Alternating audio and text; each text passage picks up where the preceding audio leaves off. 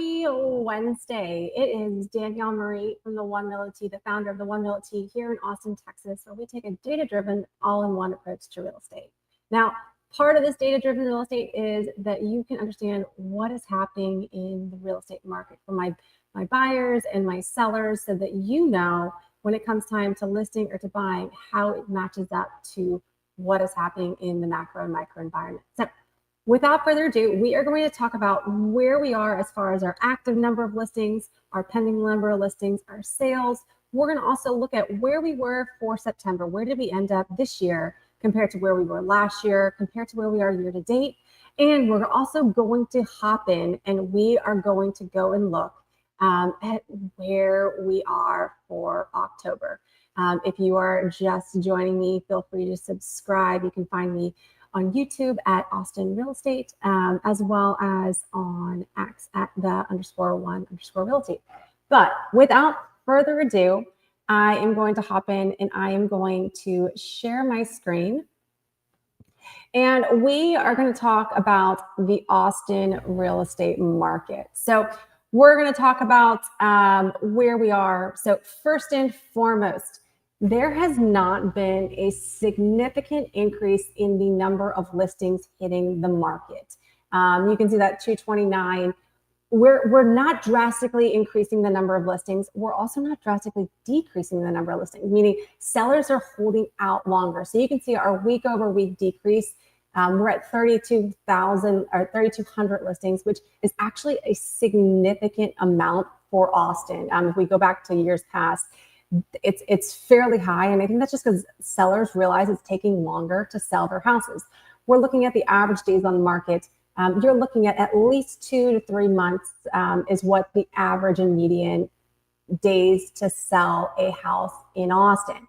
Our price point, so if we look over week, because I track this data weekly. So if I go back here, I say weekly, sometimes it's a little bit in between.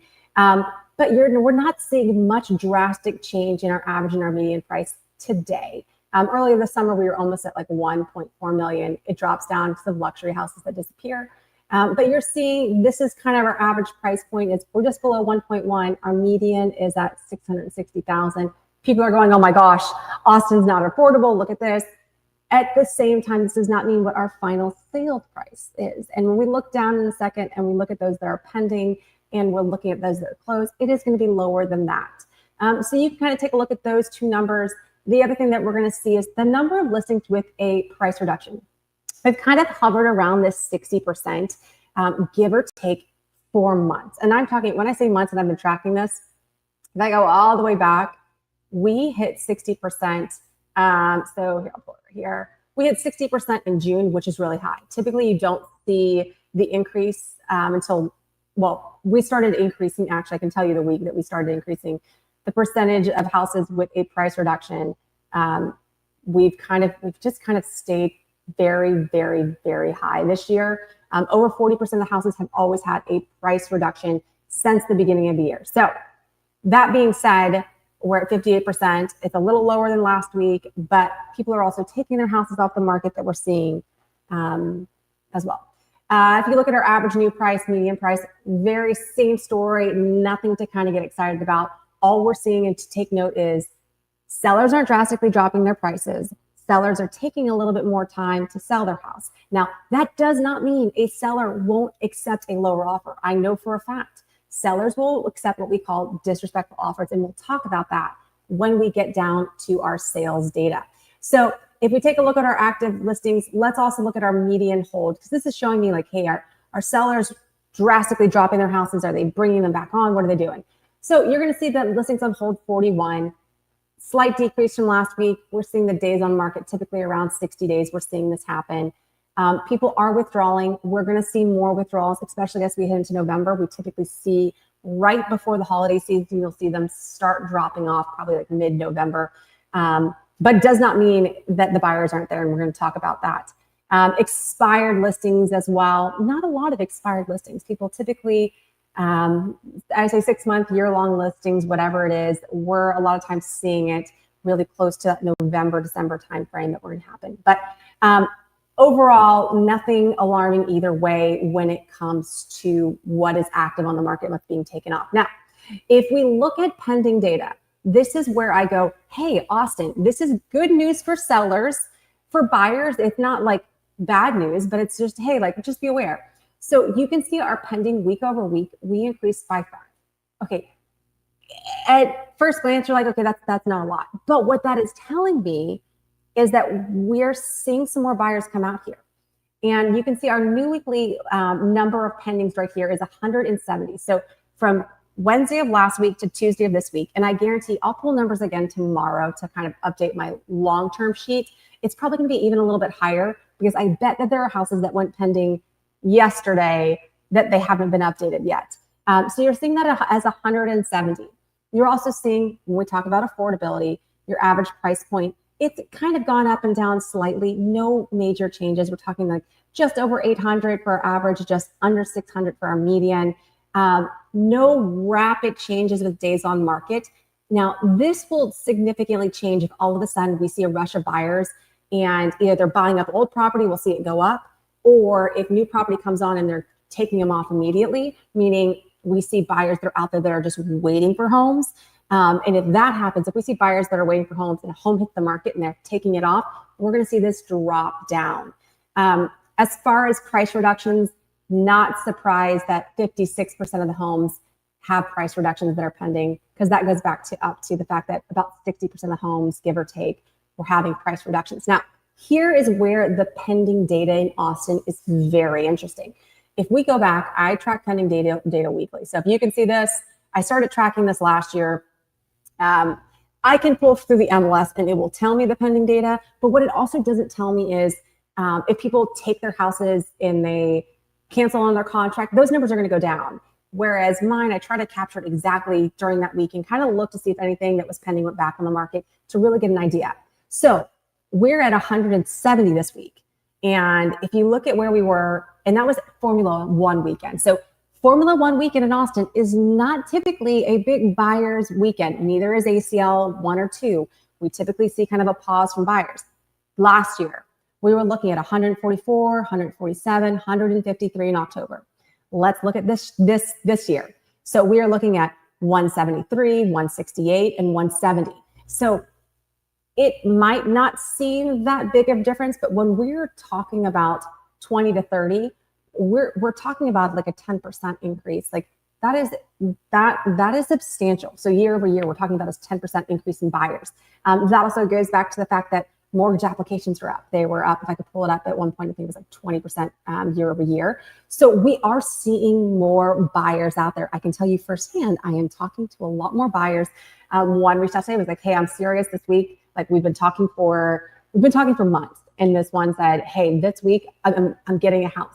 And that also goes to what is happening with interest rates. So if you look right here for interest rates, we can see that, hey, we're staying in this like low sixes. Right now today, we're at like a 6.17. I can pull that up and show you, but this is where we were. I always do where we are on Friday because I figure interest rates on Friday is kind of where the buyers are going into the weekend. But we're seeing more buyer activity this year than we were last year. So that's hey, sellers that are being patient, just keep an eye on that. Buyers that are being patient, keep an eye on that. If you're looking at multiple properties and you have the ability to be flexible, great. If you're like, oh, there's a specific property, pay attention. Okay, if we go back to our weekly, we're going to look at what has closed in the past 30 days here in Austin. If you're just joining me, my name is Danielle Fountain. I'm the founder of the One Realty here in Austin, Texas. We take a data-driven, all-in-one approach to real estate. I'm big on numbers. I'm a numbers nerd. As well as when we get in the houses, we're kind of diving into the houses a little bit. So we are your program managers or analysts of real estate. We are not necessarily your realtor that just opens the door. With that being said, feel free to follow or subscribe, depending on if you're on YouTube, Instagram, X. But with that being said, where are we closed in the past 30 days? So 647, you see it's a drop down as 4. I bet we're going to see this number start to slightly go up. And that's only because we've been seeing this number go up. Now, it's not dramatic, but I think that we'll see it slightly go up. I'm not thinking we're going to be in the 7s, but we're going to pay attention. For average sales price and median sales price, median kind of dipped down, which makes sense because we're seeing some first-time buyer action, and they typically are at the lower price point. Our average sales price is slightly higher. Nothing saying that, hey, Austin is increasing in value or dramatically decreasing, but we're going to talk about that in a second. Because if you hang on, we're going to talk about where we were in September. We're going to talk about where we are currently in October, not only prices, but inventory, and we're going to look at month over month, year over year, and year to date. With that being said, I like to look at pending as a leading indicator. If your agent is focused solely on sold data, you're missing the point. You're about 30 to 45 days behind. You need to look at what is pending. So when we look at days on market right here and we see we've gone down by 2, it's at 68 and 51. If I look up right here of what's pending, I'm expecting to see this one slightly go down and this one slightly go up. So just as a heads up there.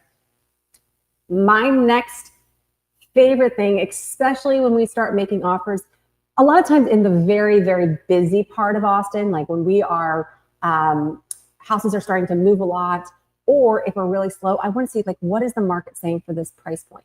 It also helps when you are listing your house to understand, okay, the average house is going for 3% under. It's going for X% under. That is going to give you an idea that when you get offers in, how do these offers compare to my area? Now, I am talking Austin as a whole. We're not talking about that niche part of Austin that you were looking at.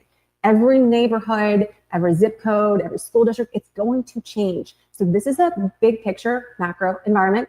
When we talk about your area, we are going to talk about your micro area. Where is your micro data coming from? So with this, we have closed price to list price. So it's closed price to what they're currently listed at. And then we have closed price to original list price. So that, or I say original list price before you had that price drop that brought it down. So original list price, closed price, then you have closed price to list price, what currently is there. So with that being said, houses are closing for about 3% under on average in the median for what they're being listed for. Now, depending on where you are, some of them are substantially lower. Some of them might be a little bit higher. Most of them, from what I've seen, most of the data, this is very, very in line. If we look at closed price to original list price, we're looking at between 7 and 8% under where a house was originally listed at in today's market. And so it's very, very important to understand when you get an offer coming in, even if you haven't had a price drop, depending on where that offer is, don't look a gift horse in the mouth, because it might be like 5% under what you're asking. But you need to understand, what is that data telling you about the other offers that are coming into the properties around. If you are making an offer, use this information. When we make an offer, we're looking to see where have they accepted. And that's where it's going to come back to a disrespectful offer. And I learned this one rental at a time. Mike, he is phenomenal.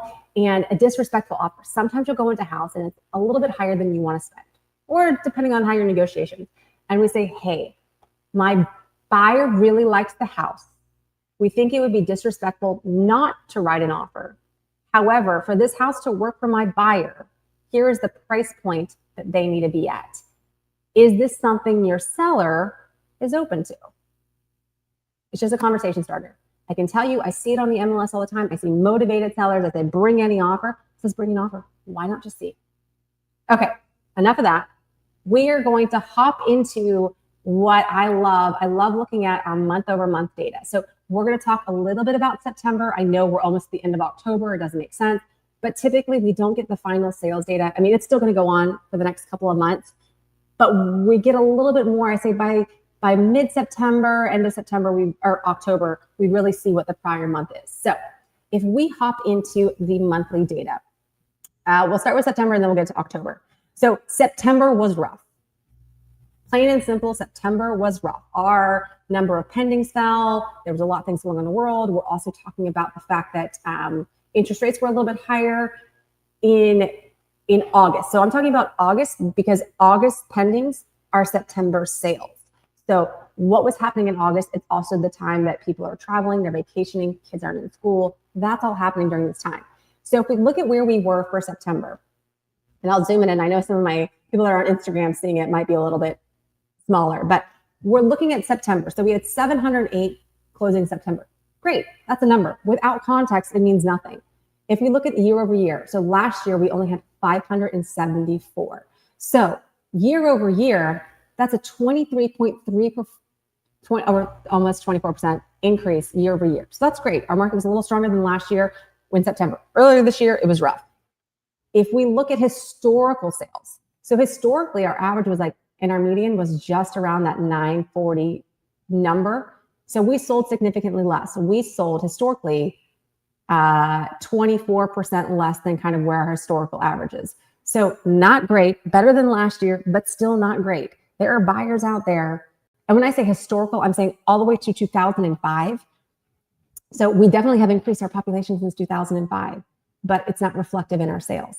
Now, if we're looking here, this is where it's nasty. This is like the red wedding, the bloodshed. You see our average sales price drop down, our median sales price drop down. Average sales price in Austin was 770, median was 847. You're seeing year over year significantly lower than last year. A lot of times in August when you're writing offers, it's sellers that need to sell before the end of the school year or before the end of the summer so they can move, and they're in different places, and moves are happening in the summer. So some buyers took advantage of that. You can see overall the percent of closed price to list price, everything was not great. Now that was September of 24 compared to September of 25. If we look month over month, this is going to look at September compared. This is August's data. So this is August of this year where we're doing. The number of sales wasn't that much difference. It was only 19 fewer homes. So kind of in line, which was nice. But once again, we see this dramatic drop off. So we're seeing our month over month, we're seeing almost 10%, between like 7.5% and 10%, a decrease in the prices. Now, does not necessarily mean that the houses drop that much. It just means the houses that are selling, especially if you have some like investors, if you have a lot of investors coming back in that are like, hey, I think Austin's bottomed out, I want to buy houses. You're going to see investors maybe buying at those lower price points, as well as first-time buyers buying at those lowest points. So that's going to bring it down. Our high-end luxury houses not selling the same as kind of this price point. Now, looking at all of this data, so our closed price to list price, very similar. But here's the kicker. I like to look at year to date. Where did we end in December compared to where we are? And right here for September, we're seeing our average and our median sales price just kind of plummet and drop off. What's interesting is our closed price to list price is actually higher. So it's kind of like, maybe it's just lower price homes that we're selling. Maybe it's not Austin as a whole. Maybe it's those lower price homes that we're selling. But let's go into October, because we saw price cuts in September. We saw our lowest, not price cuts, our lowest interest rate happened in September 16th. We got down to a 6.13%. We're hovering, we're just 0.04% above that today. But if we go into October, now these numbers are low. And that's because a lot of times we don't have the reported numbers. Agents don't report it right away. We are going to see for probably another 3 weeks, this number right here is going to increase. Based on what I am seeing and what we did in September and what I'm seeing pending, I expect this to be in the low sevens. That's kind of where I see it. Maybe high sixes is a stretch, maybe high sixes slightly. Or low sevens, right around that. So obviously, I think we're going to beat October of 24 where we were. If we look at where we are year over year, you can see very much in line of where we were overall as far as the days on market, our closed price to list price. We're actually 1% higher for our median closed price to original list price. And as far as our sales data, our average sales price is up 2.2%. Our median is down, which would make sense if we're still seeing some investors come back and they're buying those lower tier properties, as well as first-time home buyers. We're not seeing any dramatic high-end houses start to move that are going to shift our average up. If we look at month over month, this is where I say October is better than where we are in September. So our September under contract is our October sales. So our September with the lower interest rates is our October sales. And then you're going to see right here, don't pay attention to the number of houses sold, but you can see our sales price is up a little bit. Our median's down month over month, but the rest of them, we're kind of in limbo in fluctuation. Because our prices did go up for our closeout in October, This right here isn't as bad. So we're seeing our median drop down by like 5.75%. Our average is 0.5% below where we were in December, which is very interesting because typically in December you're getting, it's going to be significantly lower. And we're seeing kind of all of that. Our algorithm as far as close price to list price, very, very, very much in line, which is surprising given we're in October. So with that being said, some takeaways, and feel free to leave a comment if you're watching this and you have any questions about the Austin real estate market, or also feel free to reach out to me. You can find me at www.theonerealty.com. You'll find all of my information. So, there it is, theonerealty, just make it.com. You'll find me.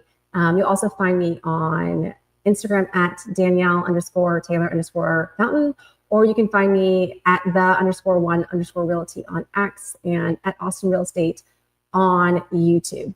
With that being said, if you have questions about your specific area and your micro market, please reach out, email me, text me. We can set up a time to talk, a Zoom call, and we can dive into a lot of data because we're a non-disclosure state. I would love to post kind of my analysis that I do, or that initial meeting I do with clients, potential clients, but I can't do it because I can't show you all the sales data specific for your area without disclosing sales price. Now, the big takeaway is, one, we are seeing sellers hold out on their houses. We're seeing sellers keep their house on the market for longer. We've kind of stopped drastic price drops. They're kind of sitting kind of at the same. We're not seeing, and that's just because sellers are realizing it's taking longer to sell. We're seeing our days on market. You're seeing houses for the median, it's at 71 days, meaning it's taking you over 2 months. The median, the average is already over 3 months. That's just, it is a longer selling cycle. 2, pendings. We are seeing pendings go up. Buyers have started to kind of circle around, and I say come back a little bit more than we've expected. We're seeing buyers back a little bit more. And that also may have to do with the fact that our interest rates. And if I pull this up, Mortgage News Daily right here, and if we look at where we are for Mortgage News Daily, I'll pull up the 30-year and love this. We're gonna go 30-year, and this is for the past year. So you see right here, we're at the lowest. Besides this one point right here in September, we're kind of at the lowest for the year. Now, I also would be remiss if I did not mention, since we started tracking, I say big corporations have started tracking since 1971, so before I existed. Since 1971, the average interest rate is actually 7.7%. So we are below the average. So when we're talking about all these high interest rates, we're below it. Now, granted, house prices were nowhere near the same in comparison. So, and if we want to drop this back, and let's say if we want to go all the way to 23, you can see our dip right here. We have been up the whole time until if we go to like that September of last year, both Septembers that we saw a dip. My other caveat is a lot of times interest rates build in anticipation. So they're looking at the 10-year Treasury spread. They're looking to see kind of where we think interest rates might be going. The Fed is going to be speaking next week. Even if they're cutting rates next week, there is a high probability that we've seen it, I see it multiple times, that interest rates might kind of tick up a little bit next week after the Fed speaks.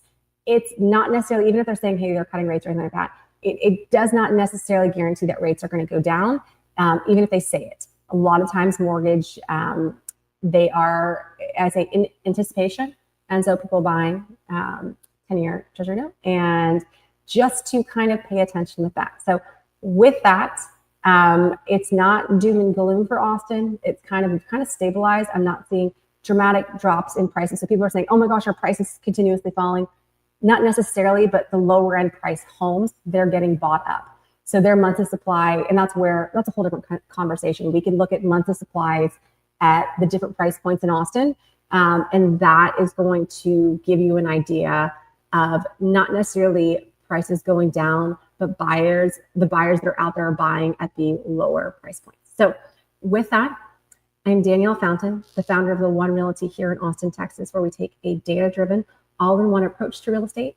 If you have any questions, feel free to reach out. If you just want to kind of talk real estate, you're not looking to buy in the next year or so, still reach out. We can just have a conversation and set you on a strategic plan or understand what your plan would look like. If you're looking for a realtor, whether it's in Austin, Texas, or it's in another state, another city, reach out. I do have a network of really great agents that I typically refer out. So with that, have a wonderful Wednesday, and I will talk to you all next week.